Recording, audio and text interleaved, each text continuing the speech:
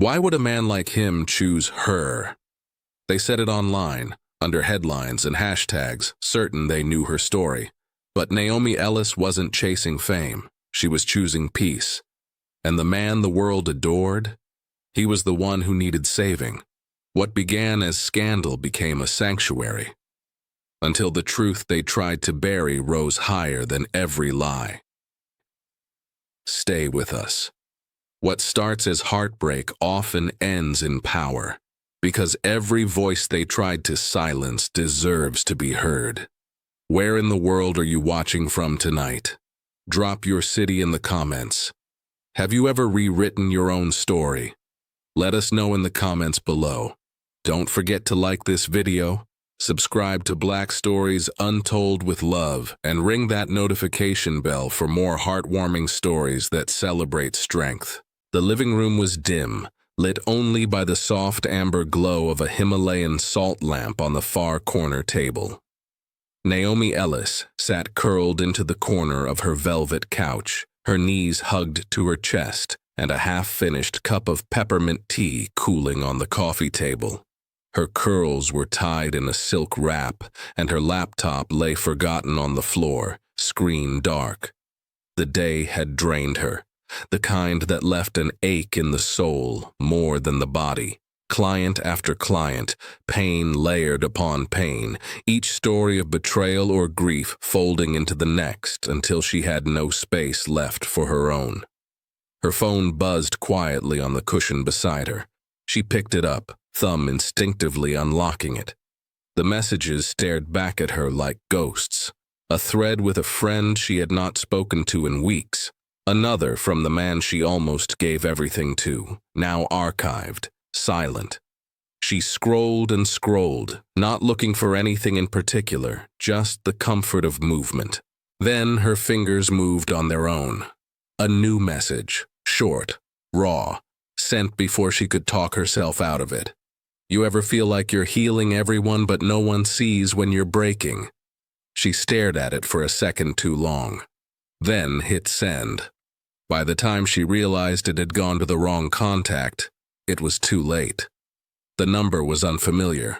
She sighed, let the phone fall beside her, and leaned her head back against the couch. A mistake, of course. Just one more thing tonight. 3 time zones away, in a penthouse lined with glass and silence, Ethan Keller stood barefoot on a cool marble floor. The lights of Los Angeles blinked below like a galaxy sprawled across the earth.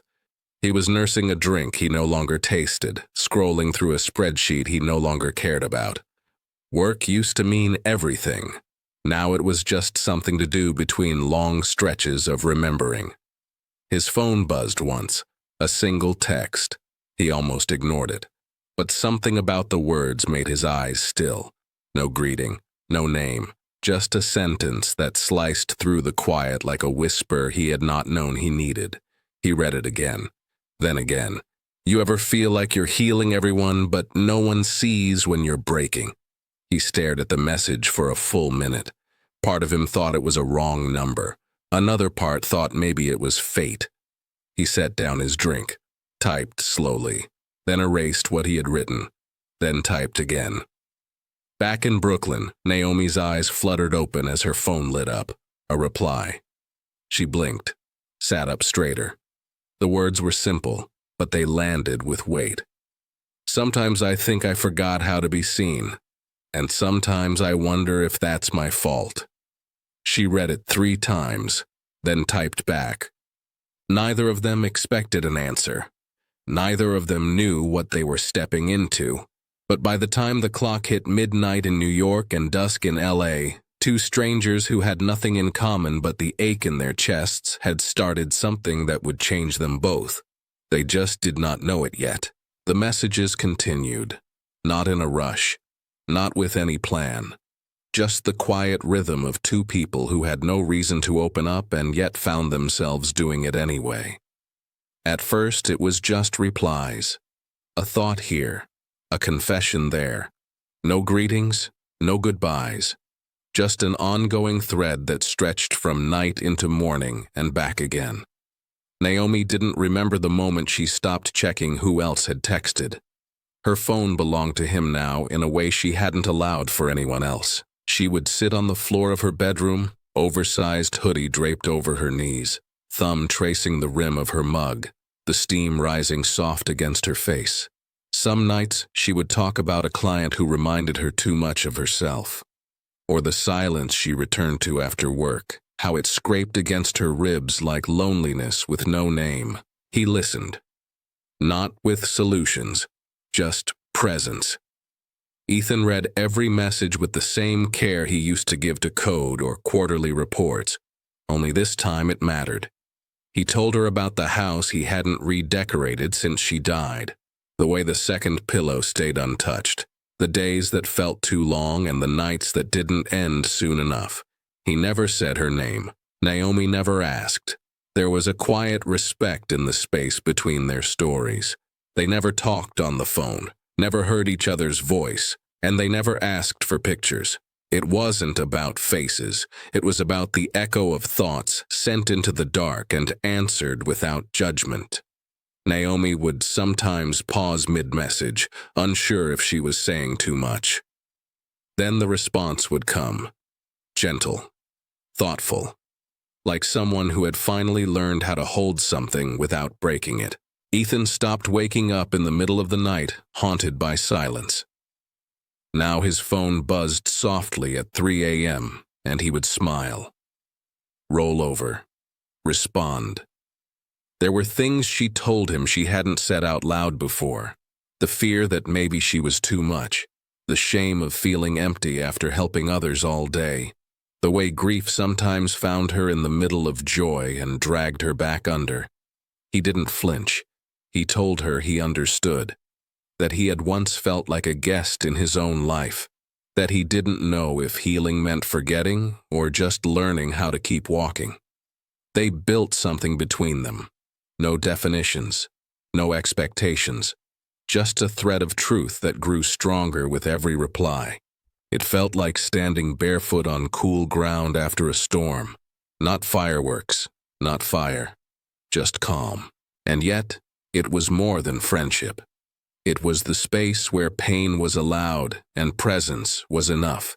The kind of connection that didn't rush to be named. They stayed up late, not to fall in love, but to feel less alone. And somewhere in the quiet hours before sunrise, something new began to bloom. Not loudly, but deeply.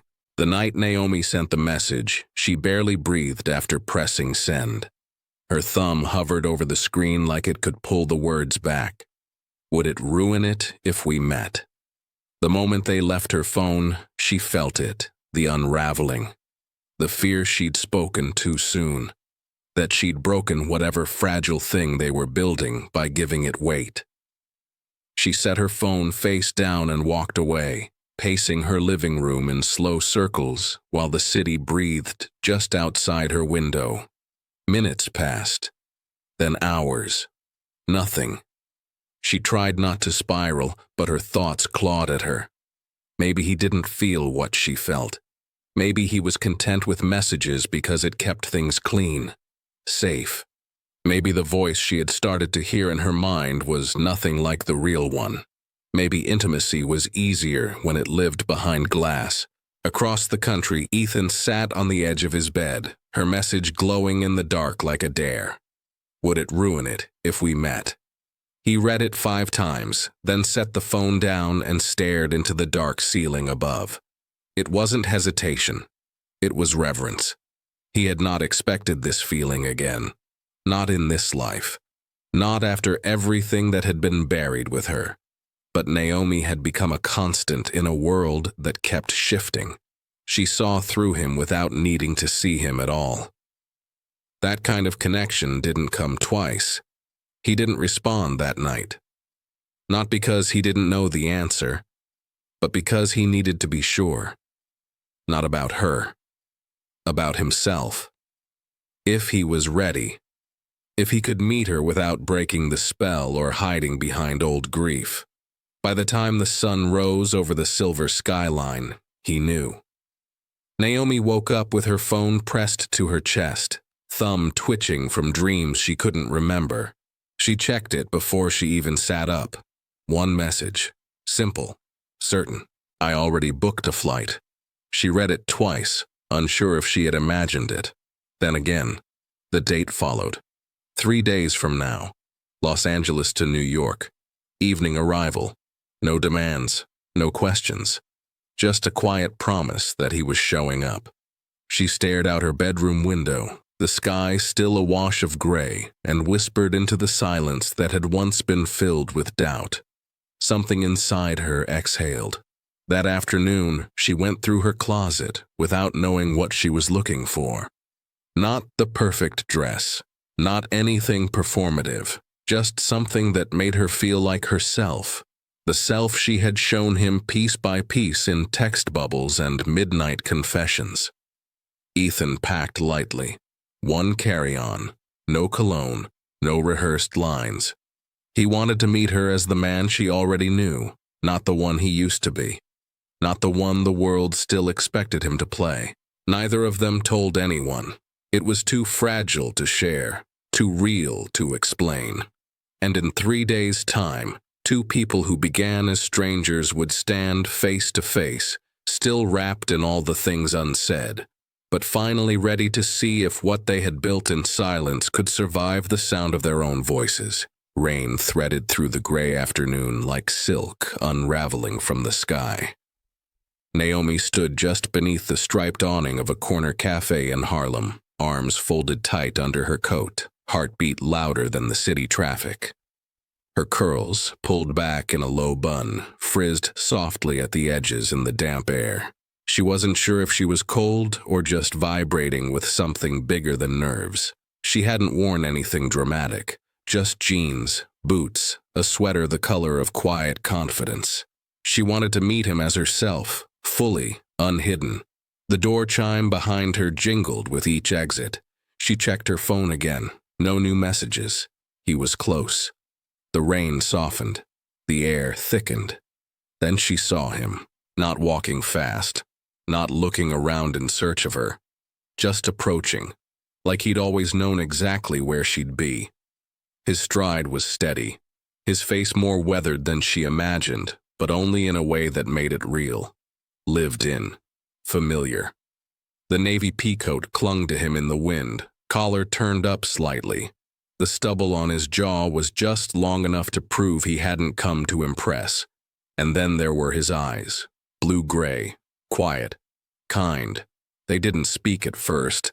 Ethan stopped a few feet away, rain droplets catching in his hair, and just looked at her, not scanning, not appraising, just seeing. Naomi's breath caught. The moment stretched. Time pulled taut. And then he smiled. It wasn't the kind of smile that asked for approval. It wasn't flirtatious. It was the kind of smile that said thank you without words.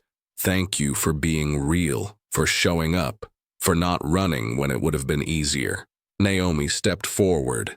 He did too. And in a heartbeat, they were standing in front of each other, close enough to notice the curve in her lashes, the scar near his brow, the echo of every message they had ever shared. "Hi," she said, barely louder than the rain. "Hey," he replied. Neither of them laughed nervously. They didn't need to. The silence that followed wasn't awkward. It was full. She gestured toward the door. He nodded.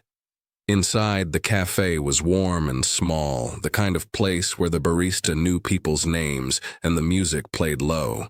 They found a table by the window, coats damp, fingertips brushing as they reached for the same menu. Naomi let out a slow breath.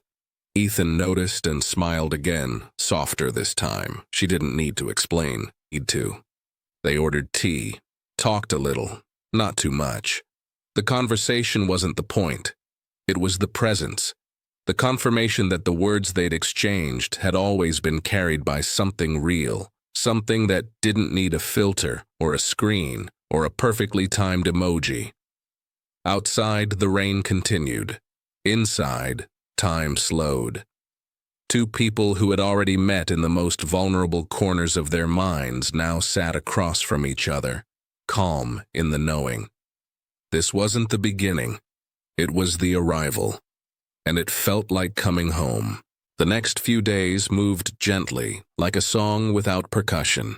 Naomi didn't rush to impress Ethan with landmarks or curated versions of her life. Instead, she let him walk beside her in the ordinary, her favorite bookstore where the owner nodded without speaking, the corner juice bar that made her laugh when they always got her order slightly wrong, the quiet park bench where she sometimes sat just to breathe. He fit into her pace without asking for direction, never once reaching for more than she offered. But her world was layered. It was soft in some places, sharp in others. On a warm Sunday evening, she brought him to her cousin's house in Bed-Stuy for dinner. The smell of curry chicken and candied yams floated out onto the porch before they even stepped inside. Inside, the walls echoed with laughter and history. Kids dashed between rooms, aunties passed plates. The table overflowed with food and stories. At first, everything was smooth. Ethan was polite, warm, curious without being performative. He helped carry dishes, asked about recipes, even told a clumsy but endearing story about burning rice once and earning a week of takeout guilt. People chuckled. Naomi relaxed, until the moment landed like a crack in glass. Her uncle, mid-pour of sweet tea, glanced at Ethan and muttered low but not low enough. Of all the black men she could have had. The words weren't shouted, but they didn't have to be. Naomi caught it. So did Ethan. His posture didn't change, but his hand paused slightly above the napkin in his lap. His smile didn't falter, but his silence deepened. The conversation kept moving, but the air had shifted. Naomi didn't say anything in the moment. She had learned not every fire needs to be fed. But later, walking home under a sky still holding summer heat, Ethan stopped her just before the stoop. "I don't want to be the white guy who ruins what's sacred." She looked at him, really looked. The tension in his jaw, the shame that didn't belong to him, but somehow sat heavy anyway. "You didn't force your way in," she said softly. "You were invited." He nodded, eyes on the ground. But I still felt it, like maybe I was trespassing, even if you opened the door. Naomi reached for his hand. What's sacred isn't who's at the table. It's how we treat people once they're there. They stood there in the quiet for a long time, neither offering easy answers, neither pretending the moment hadn't hurt. Inside her apartment, they didn't talk about it again that night. Instead, she made tea while he queued up a playlist.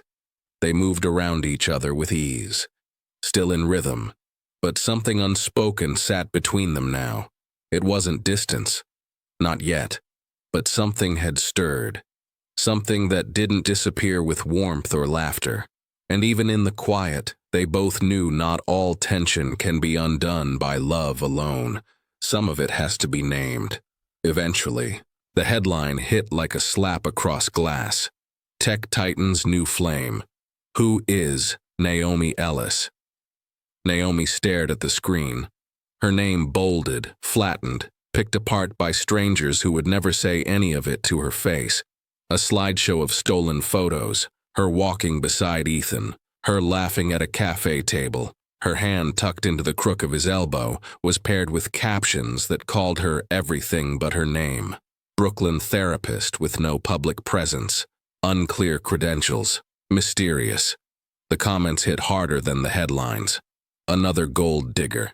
This a woke PR stunt or what? Definitely a rebound. His wife's not even cold. Naomi closed the tab, then reopened it, then closed it again. Her hands trembled, hovering above her keyboard. She had never asked to be seen this way. Not as an accessory, not as a curiosity. She had only wanted to build something true. Now it was being unbuilt in real time. She turned off her phone. For 2 days, she didn't speak, barely left her apartment, ate cereal at odd hours, stared at the plants on her windowsill as if they held some kind of answer. And when Ethan called, First once, then again, then once a day no more. She didn't pick up. She told herself it was to protect her peace, but really, it was fear. She hadn't asked him to hide her. She had just hoped the world wouldn't look, but the world had looked. And in that spotlight, everything felt distorted. She wasn't sure who she was anymore in his world or what she meant outside of it. Ethan didn't text explanations. He didn't try to fix it. He didn't flood her inbox with apologies. He just waited. Quietly, the silence stretched. 1 week passed, then 2. She thought the distance would create clarity. Instead, it made everything louder. She missed him, missed the soundless presence he carried even in messages, missed the calm he had brought into her life like sunlight on stone. But she also needed to know if she could still stand on her own, if her sense of self was more than what the headlines were trying to shred. One night, just past midnight, Naomi sat curled on her couch, phone in hand, screen dark. She scrolled to their last message. No punctuation, just his last words. "Take the time you need. I'll still be here." She hadn't replied, and yet something in her chest began to soften, not from the words themselves, from the way he had let her disappear without turning it into a chase, from the trust he had placed in silence. Outside, rain ticked gently against the window pane. She set the phone down. No texts. Not yet. But for the first time in days, she slept. Not dreamlessly, but deeply. Thunder rolled low across the Manhattan skyline as Naomi stood outside the hotel entrance, her coat clinging to her skin, hair plastered to her forehead. The storm hadn't warned her. It had just opened up, sky cracking in half the moment she stepped out of the cab. But she hadn't gone back. Couldn't. Her umbrella lay somewhere in a gutter, her pride, too. She pressed the lobby buzzer, heart slamming against her ribs like it wanted out. The elevator ride was silent, slow. Each floor lit up like a countdown. By the time it reached his, she was trembling. Not from the cold, from everything else. She knocked once, then again, softer. The door opened within seconds. Ethan stood in the doorway, barefoot, wearing a faded t-shirt and joggers. His expression didn't flicker. Not surprise, not confusion, just stillness. A knowing kind of stillness. He stepped aside. She walked in, dripping rain onto the carpet, arms wrapped tightly around herself. The door clicked closed behind her. For a moment, she didn't speak, just stood there, eyes scanning the room as if trying to memorize the details before the courage slipped away. Then she whispered it. "I'm scared this is going to ruin me." Ethan didn't rush to answer. He didn't try to close the space between them. He gave her breath, room, then let it ruin what needs to go, he said quietly. "Your fear, your guilt, your shame, but don't let it ruin us." The words landed like balm on a bruise she hadn't stopped touching. Naomi looked up. Her eyes were glassed over, lashes heavy with storm water and grief. Then the dam broke. It wasn't a neat cry, not graceful, not the kind of crying that turns away or apologizes. Her knees gave just slightly as the weight poured out of her, ugly, loud, full of every word she had swallowed since the first headline, the first cruel comment, the first moment she doubted whether she was enough. Ethan stepped forward and caught her. No hesitation. His arms wrapped around her like they had always known how to. Not to fix, not to silence, just to hold. Her sobs soaked into his shirt. He said nothing, just breathed with her, matched her, anchored her. They stood there for a long time, two shadows in a room lit only by the city lights outside. And for the first time in years, Naomi wasn't holding herself together for anyone. She wasn't being strong. She wasn't being brave. She was just being. When the tears finally slowed, she didn't move. Her cheek rested against his chest, listening to the rhythm there. a rhythm that didn't ask anything from her but presence. He pressed a kiss to the top of her head. Not a romantic gesture, not a signal. Just a thank you for trusting him with the most vulnerable part of her. Neither of them spoke after that. They didn't need to. That night, she stayed. Not because she had decided what came next, but because she no longer feared falling apart in front of someone who knew how to stay when she did. The invitation came without pressure, just a message that appeared late one night, tucked between updates about a book he was reading and a picture of his breakfast that looked more like a science experiment than a meal. Come to LA for a while, not to move, just to breathe. Naomi stared at the screen for a long time. Her thumb hovered over the reply, heart ticking like a metronome. There was no demand in the words, no expectation. But still, it meant change. It meant leaving the structured rhythm she had rebuilt. Clients, routine, familiar coffee shops, and her favorite corner in Prospect Park. It meant letting go of control, even just a little. But it also meant space, so she packed light. Just enough to stay for a week or two. Enough to come back if her chest started to tighten again. Enough to believe she was allowed to want peace without needing a reason. Ethan met her at the airport with a quiet smile and a coffee already in hand. He didn't ask how the flight was. He didn't comment on how tired she looked. He just reached for her bag, nodded toward the car, and said, "Let's get you some sunshine." His place sat high in the hills, where the air felt bigger and the sky stretched wide. The first night, they didn't do anything spectacular. They made pasta, badly, burned the garlic, laughed through it, watched a movie she'd already seen and he had never heard of. By the time the credits rolled, they were side by side on the couch, not touching, but not needing to. The days passed softly, no schedule, no alarms. Naomi woke slowly, made tea, read books she never had time for. She helped Ethan reorganize his kitchen and tease his lack of spices. They walked the canyon trails, ate tacos on curbs, listened to jazz with the windows open and the breeze rolling through the house like a sigh. There was no conversation about what they were, no urgency to name anything, only the ease of presence. The luxury of not having to explain who you are because the other person already knows. One evening, they sat on his back deck, watching the sky melt into colors too soft to hold. Naomi tucked her legs beneath her, hair loose around her shoulders. Ethan leaned back in his chair, barefoot, a quiet stillness in his eyes. "I'm not asking for forever," he said, voice low. "I'm asking for now. And maybe now. Every day." Naomi didn't speak right away.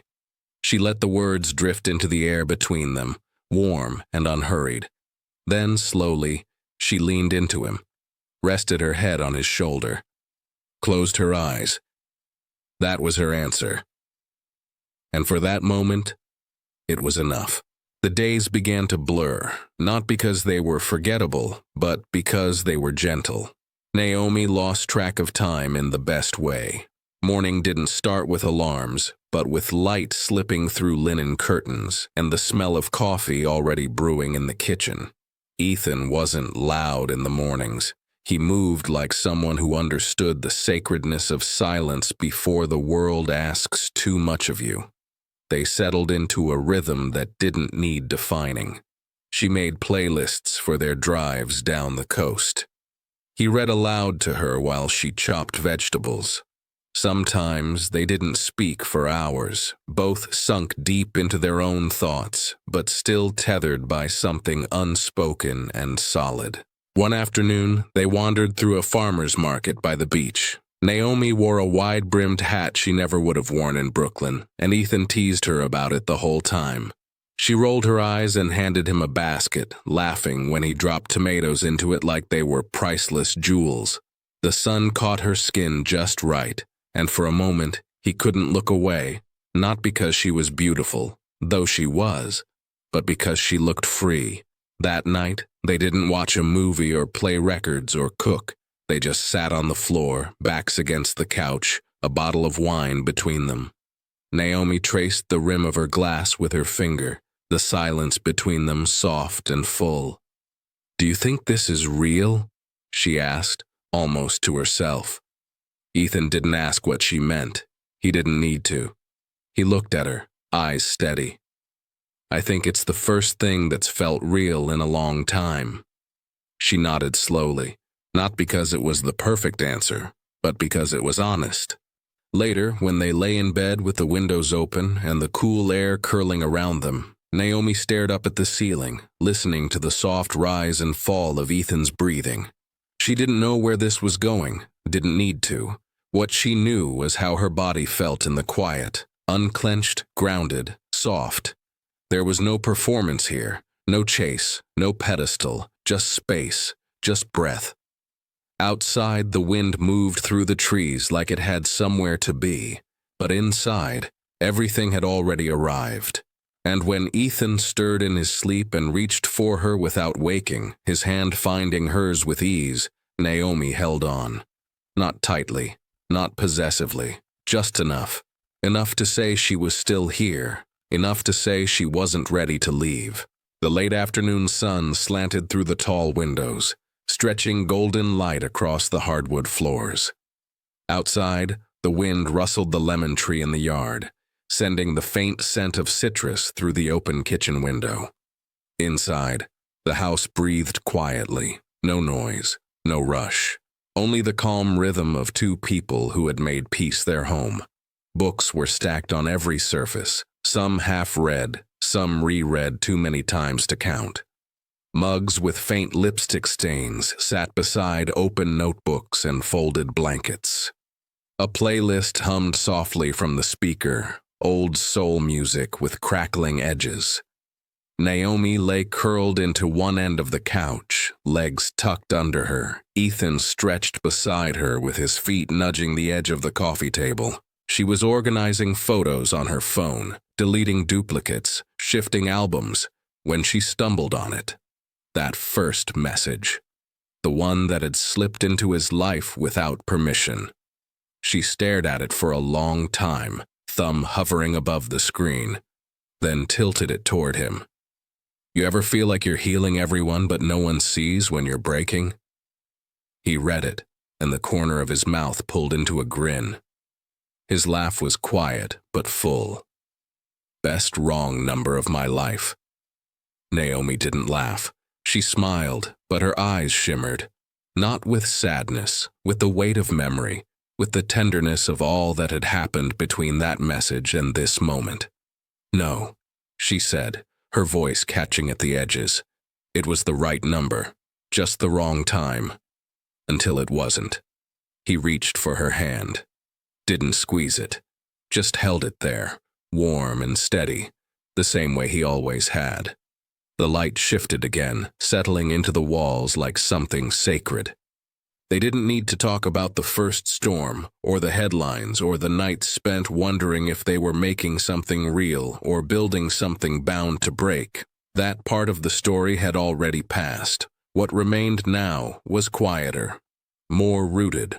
A love not born of grand gestures or dramatic confessions, but of showing up, of staying when it mattered most. Ethan turned toward her, brushed a curl behind her ear. She leaned in, forehead resting against his, and they sat like that, suspended in a kind of stillness that only time and trust could earn. Outside, the world spun. Traffic moved, people scrolled. The sky darkened inch by inch. But inside that room, two people who had once been strangers wrapped themselves in a moment that needed no explanation. There was no fanfare, no finale. Just the quiet miracle of recognition, and sometimes that was everything. Before you go, remember this. Healing doesn't always start with someone who knows you. Sometimes it begins with a stranger who simply sees you. If this story moved you, share it with someone who's been pouring into others while running on empty. Be the message that reminds them they're not alone. Thanks for watching. If you enjoyed this video, give it a like, drop a comment, and share it with a friend. And don't forget to subscribe to Black Stories Untold for more stories that uncover hidden struggles, celebrate strength, and remind us that every voice matters.